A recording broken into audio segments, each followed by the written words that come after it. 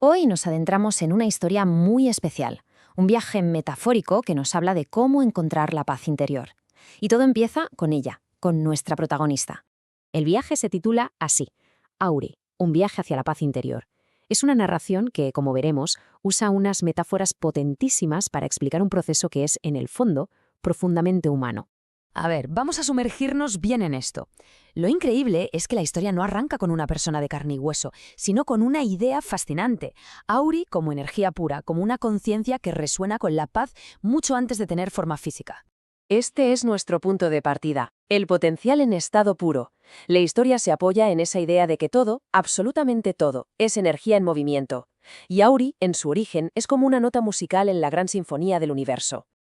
Y aquí es donde esa energía empieza a tomar forma, a volverse materia. Antes siquiera de nacer, Auri ya empieza a sintonizar con las frecuencias de su madre, absorbiéndolo todo como una esponja, sus miedos, sus alegrías, sus tristezas. Se le van grabando memorias ancestrales, una canción que en realidad no es del todo suya.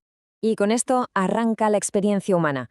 La historia nos la presenta con una metáfora central que es una auténtica pasada, un tren. Suena el silbato y allá vamos. El tren de la vida arranca y Auri se sube en la primera parada, la estación del nacimiento. Acaba de llegar al mundo, todo es nuevo y alucinante para ella, pero no está sola en el andén. Y aquí tenemos el primer giro de guión. Su familia no solo le da la bienvenida, no. Le entregan algo que, sin que ella lo sepa, va a ser un peso enorme durante mucho tiempo. El equipaje emocional que ha pasado de generación en generación. Pero a ver, ¿qué hay dentro de estas maletas? Pues no hay ropa.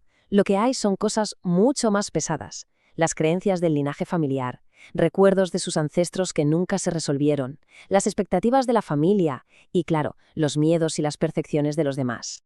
Así que el punto clave es este. El equipaje representa todos esos traumas y creencias que se heredan y que van moldeando el camino de una persona, muchas veces sin que sea consciente de ello. Es, en definitiva, ese peso que a veces se siente, pero no se sabe de dónde viene. Claro, el tren sigue su camino. ¿Y qué pasa con ese equipaje? Pues que empieza a pesar, y mucho. Empieza a manifestarse de una forma mucho más personal y sí, también mucho más dolorosa. El peso de esas maletas se empieza a sentir como auténticas heridas en el alma. La historia habla, por ejemplo, del rechazo o del abandono. Y ojo, que esto es súper importante. El relato nos dice que no son un castigo, son más bien como una alarma, una señal de que hay una energía ahí estancada que necesita que le presten atención para poder sanar. Y para poder aguantar todo ese dolor, ¿qué hace Auri? Pues algo muy humano. Encuentra un mecanismo de defensa.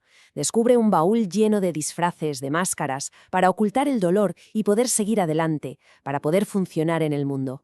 Y aquí vemos la conexión clarísima, ¿verdad? Por ejemplo, la herida que provoca la injusticia crea la máscara de la rígida, esa que busca la perfección para que no le hagan daño. O la herida de la traición, que da lugar a la máscara de la controladora, la que intenta tenerlo todo bajo control para que no vuelvan a fallarle. Pero claro, llega un momento en el que el peso de tantas maletas y tantas máscaras se vuelve simplemente insoportable. Y es justo aquí donde la historia da un giro que lo cambia todo. Auri toca fondo. El tren se mete en un túnel oscuro, que en realidad es un reflejo perfecto de cómo se siente por dentro. Se siente atrapada en un destino que no ha elegido, bloqueada por su propio equipaje, y su energía cae en picado hacia la culpa, el miedo y la apatía.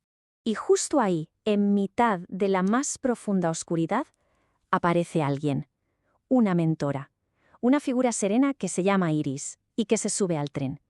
Y lo más llamativo de todo es que no lleva ni una sola maleta. Su sola presencia ya transmite paz y abre la puerta a un nuevo camino. Y lo que le dice Iris a Auri es la idea central de toda la historia, la clave para liberarse.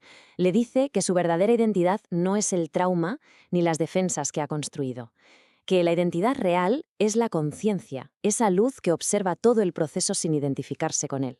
Y no se queda ahí, claro. Iris le da una especie de mapa, unos pasos muy concretos para empezar a sanar. Y no se trata de luchar, sino de todo lo contrario. Primero, observar las heridas, pero con compasión, sin machacarse.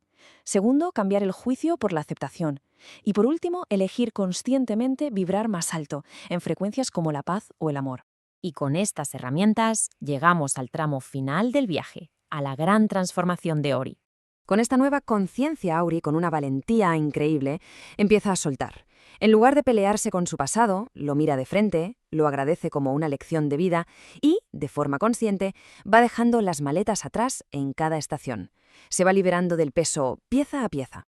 Y lo más bonito es lo que pasa cuando se quita las máscaras, que descubre una cualidad auténtica que siempre estuvo ahí, oculta.